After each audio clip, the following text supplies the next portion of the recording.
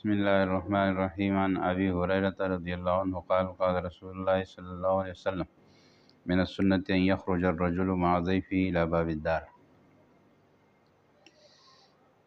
رواه ابن ماجہ ورواه البیہقی فی شعب الایمان۔ حضرت ابو ہریرہ رضی اللہ عنہ روایت کرتے ہیں کہ نبی اکرم صلی اللہ علیہ وسلم نے ارشاد فرمایا، یہ سنت ہے کہ آدمی اپنے مہمان کا استقبال کرنے یا اس کو رخصت کرنے کے لیے گھر کے دروازے تک اس کے ساتھ جائے، دروازے تک نکل کر آئے، یا اس کو لینے کے لیے یا رخصت کرنے کے لیے، دونوں صورتوں میں۔ یہ حدیث ہے، بیہقی کی بھی ہے اور ابن ماجہ کی بھی، سند میں ذرا کمزوری ہے، لیکن بہرحال چونکہ پیچھے بھی احادیث گزری ہیں اور اس میں آداب بیان ہوئے ہیں مہمان نوازی کے، مہمان کے اکرام کے، مہمان کا خیال رکھنے کے، تو ظاہر ہے کہ یہ بات تو فی الجملہ صحیح ہے، بذات خود کے مہمان کا اکرام کرنا چاہیے، اور آپ صلی اللہ علیہ وسلم کا طریقہ کار تھا یہ کہ مہمان کو لینے کے لیے بھی باہر تشریف لاتے اور رخصت کرنے کے لیے بھی باہر تک تشریف لاتے۔ یہ طریقہ کار ہے اور یہ اب بھی ایک اعلیٰ اور افضل اور بہتر طریقہ ہے، اور الفاظ چونکہ یہاں حدیث میں آپ صلی اللہ علیہ وسلم سے من السنت کے الفاظ ہیں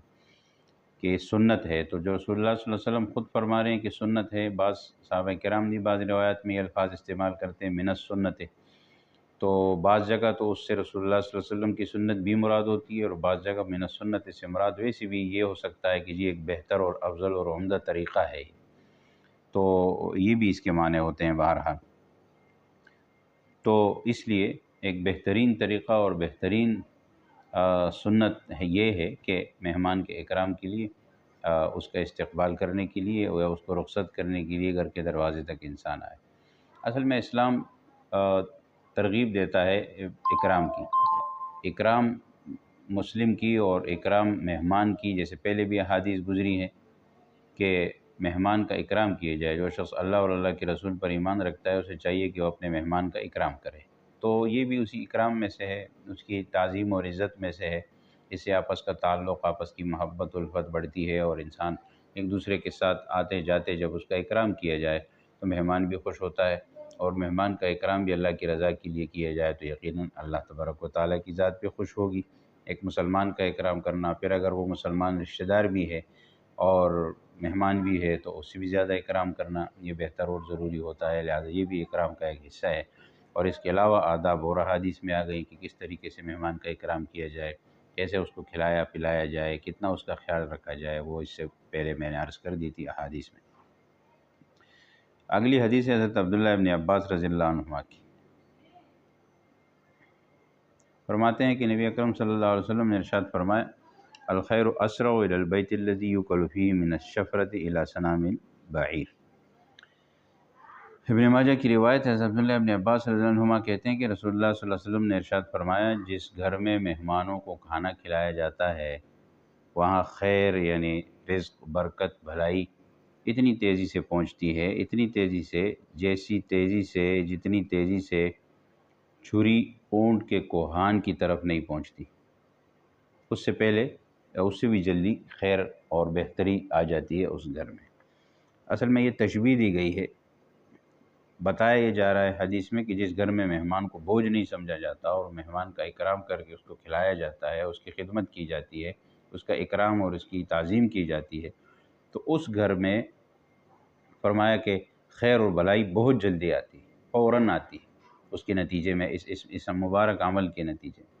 تو جلدی آنے کی تشبیہ آپ صلی اللہ علیہ وسلم نے کس کے ساتھ دی؟ فرمایا کہ اتنی جلدی جیسے اونٹ کو ذبح کرنے کے بعد فوراً چھری اس کے کوہان کی طرف جاتی ہے۔ یہ اونٹ کو ذبح کرنے کے بعد ایک طریقہ کار ہوتا تھا اس وقت بھی اور اب بھی ہوتا ہے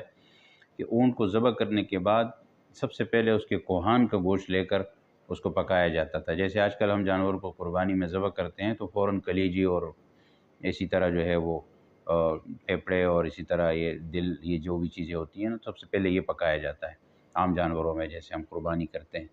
تو اونٹ میں خاص طور پر کوہان کا جو گوشت ہے یہ پسند کیا جاتا تھا، تو جیسے ہی اونٹ کو ذبح کرتے تو سب سے پہلے جو ہے وہ کوہان کا گوشت لے کر اس کو پکایا جاتا تھا۔ تو آپ صلی اللہ علیہ وسلم یہ ارشاد فرما رہے ہیں کہ جس طرح اونٹ کو ذبح کرنے کے بعد جتنی جلدی فوراً کوہان کے گوشت کو لے کر پکایا جاتا ہے اور اس کی طرف چھری پہنچتی ہے، اسی طرح جس گھر میں مہمان کو کھانا کھلایا جاتا ہے تو اللہ کی طرف سے اللہ کی رحمت، خیر، بھلائی اور برکت بھی اسی طرح تیزی کے ساتھ اس گھر میں پہنچتی ہے۔ تو ایک مثال سے آپ صلی اللہ علیہ وسلم نے سمجھایا ہے، اور مقصد حدیث کا وہی ہے کہ جہاں مہمان کو بوجھ نہ سمجھا جائے، جہاں مہمان کو کھلایا پلایا جائے، جہاں اس کا اکرام کیا جائے، اس کی تعظیم و توقیر کی جائے، تو اس کے نتیجے میں اللہ تبارک و تعالیٰ کی طرف سے خیر و برکت اور بھلائی اس گھر میں آتی ہے۔ لہٰذا اس کے مطابق عمل کیا جائے، اور ان تمام احادیث میں، یہ باب کی آخری احادیث تھی، ان سب کا خلاصہ یہی ہے کہ مہمان اللہ کی رحمت ہے، اس کا حتی الامکان، حتی الوسع، جتنی گنجائش ہو اس کا اکرام کیا جائے، خندہ پیشانی کے ساتھ اس کے ساتھ پیش آیا جائے، اور اس کی تعظیم کی جائے، اس کو خوشی کے ساتھ